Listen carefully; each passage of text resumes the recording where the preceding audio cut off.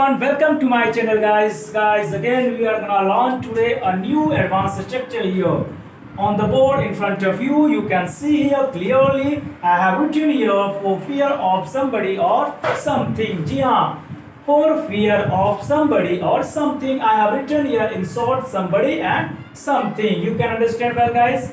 SMB means somebody, SMTH is my you can say short form. Something का short form मैंने लिखा है SMTH और somebody को लिखा है SMB.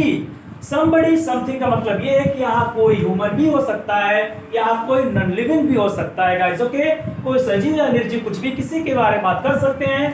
तो फॉर फियर ऑफ somebody और समथिंग मीन्स इन हिंदी किसी डर से या डर की वजह से. जी हाँ, किसी डर की वजह से कुछ लोग होते हैं ना, कुछ करना नहीं चाहते. बहुत सारी चीजें होती है, जैसे होता है कि पीके सर की डर की वजह से कभी हिंदी क्लास में नहीं बोलता, मेरे डर की वजह से, पीके सर के डर की वजह से. तो मोस्ट ऑफ द क्लासेस में मैंने जब हिंदी बंद कर रखी है, जहां भी मैं स्पोकन क्लासेस पढ़ाता हूं तो ज्यादातर क्लासेस में हिंदी बंद होती है.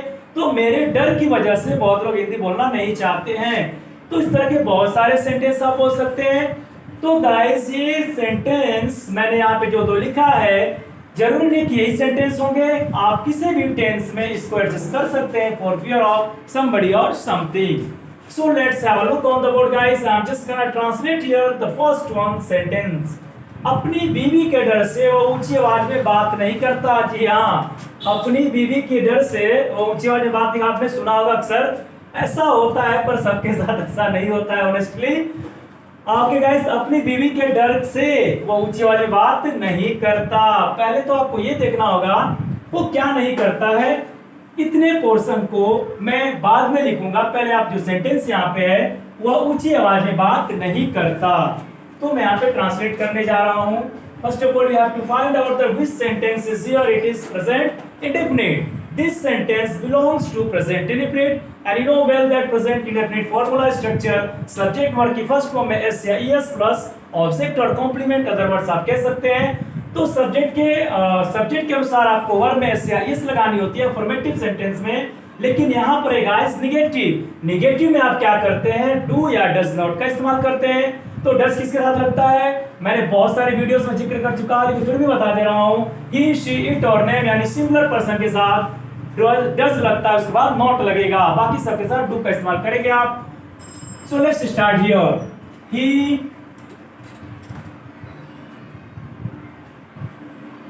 डज नॉट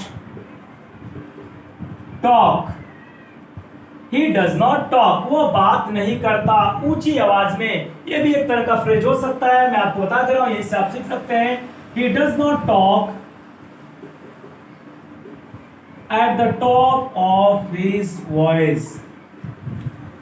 ये भी एक तरह का फ्रेज है, यहां से लेके at the top of his voice, at the top of your voice, कुछ भी आप यहाँ पे इस्तेमाल कर सकते हैं. at the top of, he does not talk at the top of his voice.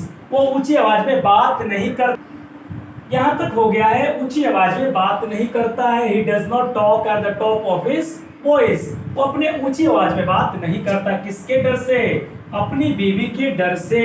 यहां से स्टार्ट करेंगे. फॉर फियर ऑफ, अपनी बीवी के डर से मतलब हो गया ही है, वो बात नहीं करता है, तो अपने के लिए क्या लगाएंगे, हिज. केस में मैंने जिक्र कर रखा है कि ही के लिए क्या होता है, हिज का इस्तेमाल करते हैं. For fear of his wife. Sentence आपका कंप्लीट हो चुका है, आप देख सकते हैं. अपनी बीवी के डर से, for fear of his wife, वो ऊंची आवाज में बात नहीं करता है. he does not talk at the top of his voice. Understood guys. तो यहां तक आपका सेंटेंस क्लियर है. अब आइए देखते हैं सेकंड वन हियर गाइस. उसे खोने के डर से, मैं उसे कभी नहीं रुलाना चाहता. मतलब कोई ऐसा होता है, या तो लड़का हो या बीवी हो या हस्बैंड हो या कोई भी हो, माँ बाप जो भी हो, तो कुछ लोग होते हैं बहुत छोटी छोटी बातें पर रोने लगते हैं. तो इसलिए कुछ लोग होते हैं कि उनको रुलाना नहीं चाहते क्योंकि उन लोगों को खोना नहीं चाहते. तो बड़ा प्यारा सेंटेंस है, आप भी किसी के लिए बोल सकते हैं. कमेंट में आप लिखकर जरूर भेजिए कि आप किसके लिए सेंटेंस बोलना चाहते हैं. उसे खोने के डर से, मैं उसे कभी नहीं रुलाना चाहता. फिर से मैं कहूंगा कि आप पहले सेंटेंस को बुला लीजिए, उसके बाद इस सेंटेंस को बनाइएगा. ओके, मैं उसे कभी नहीं रुलाना चाहता.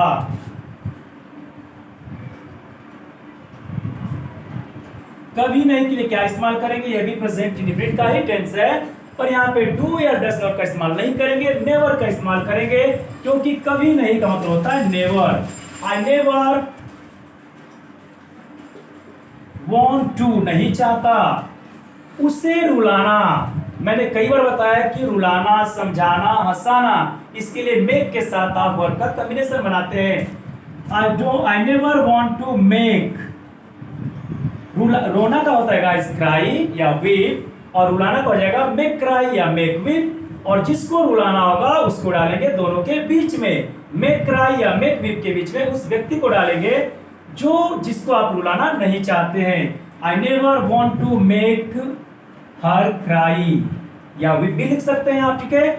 I never want to make her cry, या मैं नीचे यहाँ पे भी लिख दे रहा हूं, आपको कोई डाउट नहीं होना चाहिए। क्राई का मतलब आपको बता रखा हूं शायद या नहीं, मुझे नहीं पता चल रहा है, वीडियो बहुत सारे हो चुके हैं, फिर भी बता दे रहा हूं। क्राई मतलब होता है चिल्ला चिल्ला कर रोना, एज लाइक चिल्ड्रेन, जैसे बच्चे रोते हैं। और वीप का मतलब होता है सिसक सिसक कर रोना, यानी कुछ कारण हो जिसके वजह, ठीक है, वैसे कारण से अगर किसी को रुला रहे हैं आप तो वीपिंग कर रहा है, बिना मतलब का और चिल्लाकर जो रो रहा है वो क्राई कर रहा है। ज्यादातर बच्चों के लिए क्राई का इस्तेमाल किया जाता है, और बड़ों के लिए व्हिप का।